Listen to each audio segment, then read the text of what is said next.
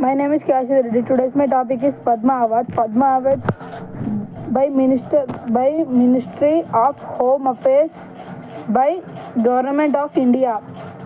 అంటే ఈ పద్మ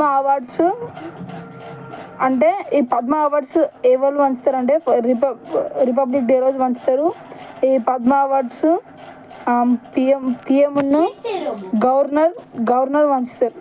గవర్నర్ పంచుతారు అన్నట్టు, అంటే అనౌన్స్ చేస్తారు రిపబ్లిక్ డే రోజు. ఈ నెల కూడా పంచారు, అంటే అనౌన్స్ చేశారు. ఏమేమంటే వాళ్ళు 3 సెక్టార్స్గా మార్చిర్రు. ఫస్ట్ సెక్టార్ పేరు పద్మభూషణ్, సెకండ్ది, థర్డ్ది పద్మశ్రీ. ఇది Padma Awards are concluded of reasons made by the Padma Awards countries which by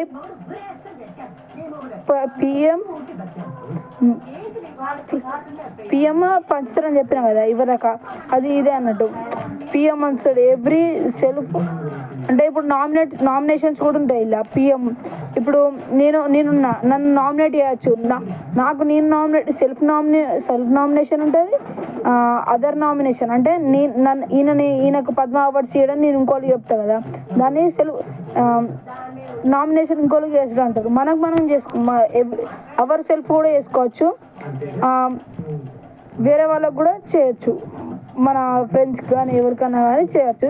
ఈ ఇయర్లో 2026లో ఎన్ని అవార్డ్స్ ఇచ్చిర్రంటే 113 అవార్డ్స్, పద్మ అవార్డ్స్ 113 అవార్డ్స్ ఇచ్చిర్రు, 131 అవార్డ్స్ ఇచ్చిర్రు 2026లో. 5 పద్మవిభూషణ్స్, 13 పద్మభూషణ్స్, 113 పద్మశ్రీస్. అంటే ఈ 3 సెక్టార్లు ఉన్నాయని చెప్పిన కదా ఇవ్వదాకా. ఈ 131 ప్రైజెస్ ఈ పద్మ అవార్డ్స్లో 5 పద్మవిభూషణ్ 13, పద్మశ్రీ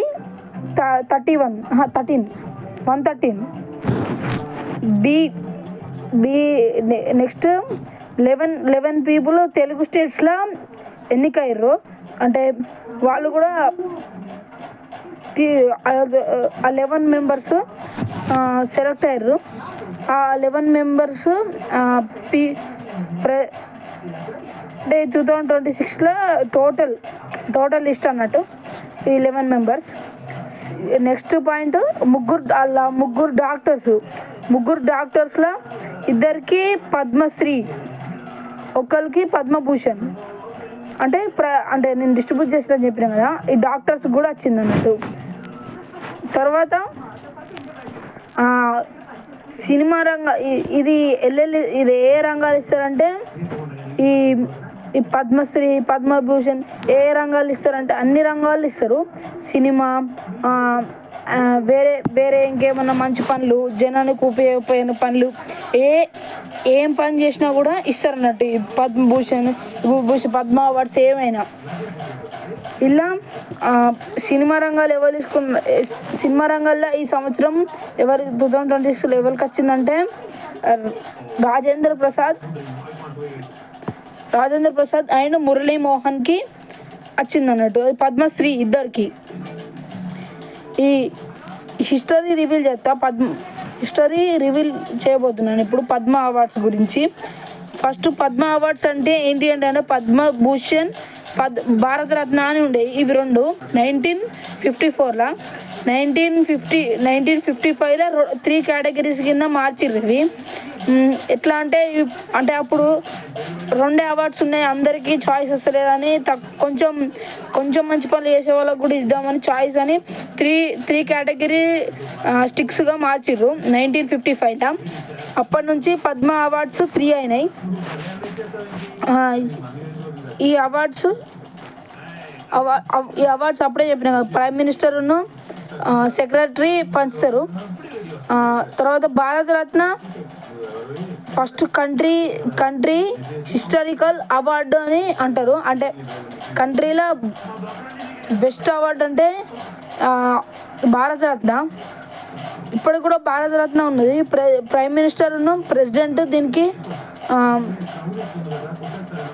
భారతరత్నకు మేడు ప్రెసిడెంట్ను ప్రైమ్ మినిస్టరు చేసిర్రు అన్నాడు భారతరత్నని.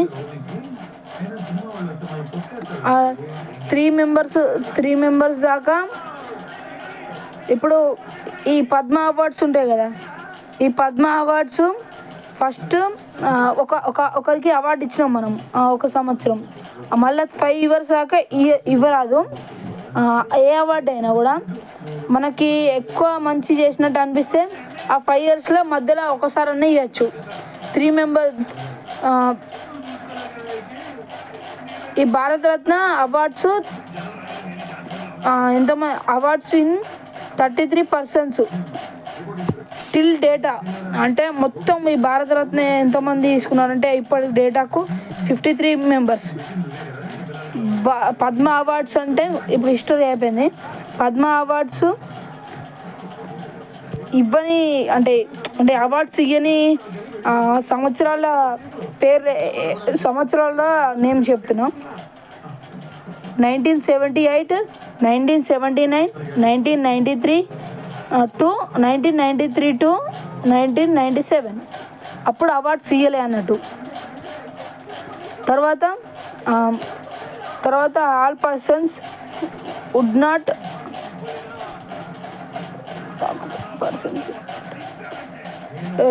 Ratio organization partiality eligible. అంటే వీళ్ళు అంటే ఈ పద్మ అవార్డ్స్ తీసుకోవడానికి ఎవరైనా ఎలిజిబుల్. అంటే జెండర్ ప్రకారం కానీ వేరే మతస్థులు కానీ వేరే కులస్తులు కానీ కూడా అందరూ దీనికి ఎలిజిబులే పద్మ అవార్డ్స్కి. తర్వాత స్కూలు ఇలా ఏ రంగాల్లో అని చెప్పినా కదా, acting, cinema, society work, public affairs, science and technology and etcetera. ఈ రంగాలలో కూడా ఇంకా వేరే రంగాల్లో కూడా ఈ భారతరత్న ఈ పద్మ అవార్డ్స్ అన్నీ ఇస్తారు అన్నట్టు. తర్వాత ఈ ఫస్ట్ ఈ పద్మ అవార్డ్స్ మనకి January 26th అనౌన్స్ చేస్తారు కదా. అనౌన్స్ చేసినాక ఎప్పుడు ఇస్తారంటే మార్చ్ ఏప్రిల్ మధ్యనే ఇవి అనౌన్స్ చేసిన మొత్తం సర్టిఫికెట్స్ ప్రైజెస్ ఇస్తారు. సర్టిఫికెట్ ప్రైజెస్ ఎన్ని ఇస్తారంటే ఒక సర్టిఫికెట్ ఒకటి గోల్డ్ మెడల్ అన్న సిల్వర్ మెడల్ అన్న ఇస్తారు అన్నట్టు వాళ్ళ పర్ఫార్మెన్స్ తగ్గట్టు. తర్వాత ఇవి టోటల్ ఆ పద్మ అవార్డ్స్ ఎన్ని ఉంటాయంటే 120. ఈ టోటల్ పద్మ అవార్డ్స్లో 120 అవార్డ్స్ నుంచి 120 అవార్డ్స్ ఉంటాయి కదా. మరి ఇక్కడ 131 ఎట్లా వచ్చినాయి అంటే వేరే దీనికి ఎవరు ఎలిజిబుల్ కారంటే వేరే దేశస్తులు. ఇక్కడ ఇండియా నుంచి వేరే కంట్రీస్కి మైగ్రేట్ అయిన వాళ్ళు కూడా వాళ్ళకి ఛాన్స్ లేదు, వేరే కంట్రీస్ వాళ్ళకు కూడా ఛాన్స్ లేదు. ఇది 120 కదా. మరి ఇట్లా 131 ఎందుకు వచ్చినాయి ఈ సంవత్సరం? ఎందుకంటే డెత్ అయిపోతుంది కదా. అంటే చనిపోయిన తర్వాత కూడా అవార్డ్స్ కొంతమందికి ఇయ్యరు కదా.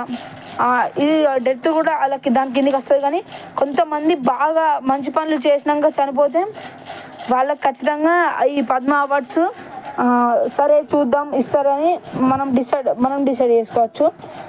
సఫిక్స్ ప్రిఫిక్స్ మీకు తెలుసు కదా. సఫిక్స్ అంటే ఇప్పుడు నేను డాక్టర్ అనుకోండి, నేను డాక్టర్ అయితే డాక్టర్ అండ్ సంథింగ్ నేమ్ పెట్టుకుంటా కదా. ఫస్ట్ LLB అయితే ఫస్ట్ నేమ్ పెట్టుకొని తర్వాత దాన్ని మనం వృత్తి పేరు పెట్టుకుంటాం కదా LLB అని. ఈ సఫిక్స్ ప్రిఫిక్స్ అంటారు వీటిని. ఈ సఫిక్స్ ప్రిఫిక్స్ ఇలా ఉండదు అన్నట్టు. ఈ భారతరత్నాల ఈ పద్మ అవార్డ్స్లో అట్లా సఫిక్స్ ప్రిఫిక్స్ పెట్టుకోవద్దని రూల్ తెచ్చింది గవర్నమెంట్. తర్వాత